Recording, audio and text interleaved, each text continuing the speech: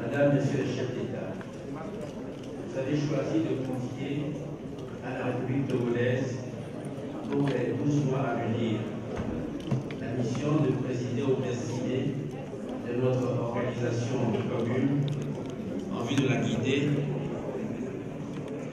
dans la réalisation de sa vision.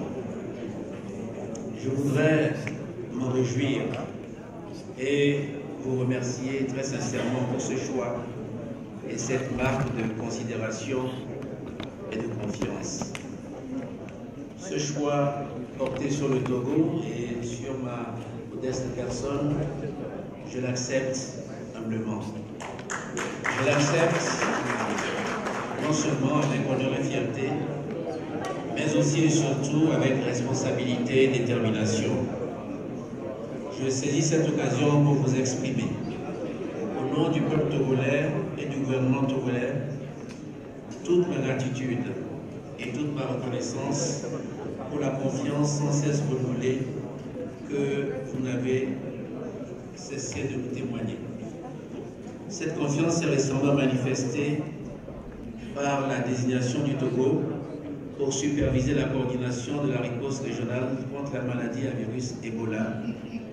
Elle se renouvelle encore aujourd'hui à travers mon élection à ce rôle très important de coordination et d'orientation qu'est celui de président en exercice de la CEDEAO. Je souhaite dans cette logique adresser mes vives et chaleureuses félicitations à mon illustre prédécesseur, Son Excellence Madame Ellen Johnson Sirleaf, qui a su incarner de façon remarquable au cours de son mandat la volonté de la CEDEAO de préserver la paix, d'accélérer le processus de développement et d'intégration dans notre espace et dans chacun des États membres.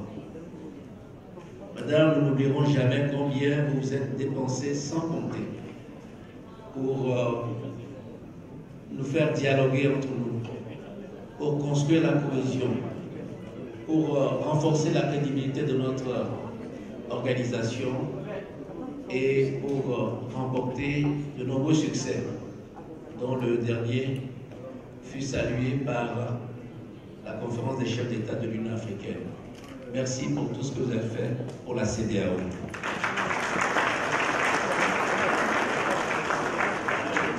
Excellences, Mesdames et Messieurs les chefs d'État et de gouvernement, distingués invités, notre organisation est en pleine évolution et en pleine croissance. Ces résultats, globalement appréciés de par le monde, constituent des marques de fierté et de satisfaction. Oui, nous pouvons nous en réjouir et nous en féliciter. Mais en aucun cas, nous ne pouvons nous en satisfaire. Les performances actuelles de la CEDEAO doivent plutôt nous encourager à non seulement garder le cap de cette dynamique positive, mais aussi à multiplier encore plus nos efforts pour progresser davantage. Les défis que nous attendent sont multiples et variés et exigent que nous nous y consacrions pleinement en tirant le bénéfice de nos moyens et potentiels.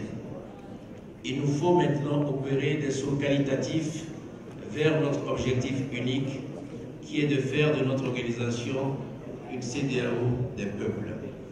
Il nous faudra sans plus tarder enlever les dernières barrières au brassage et à l'imbrication de nos populations, responsabiliser notre jeunesse en encourageant sa mobilité économique dans l'espace régional, mettre à contribution nos hommes d'affaires, mettre à profit notre potentiel démographique, miser sur l'agriculture et l'industrialisation.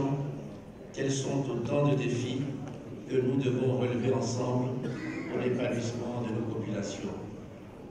Je reste persuadé qu'ensemble, nous pousserons notre organisation communautaire à franchir encore une étape un peu plus intégrative dans la quête d'un bien-être partagé.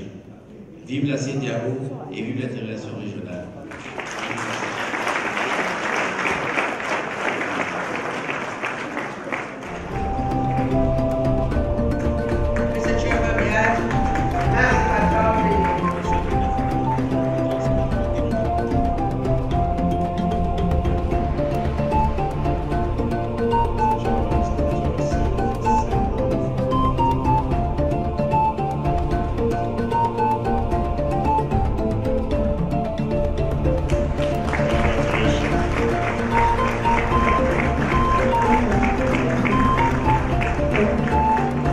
Thank you.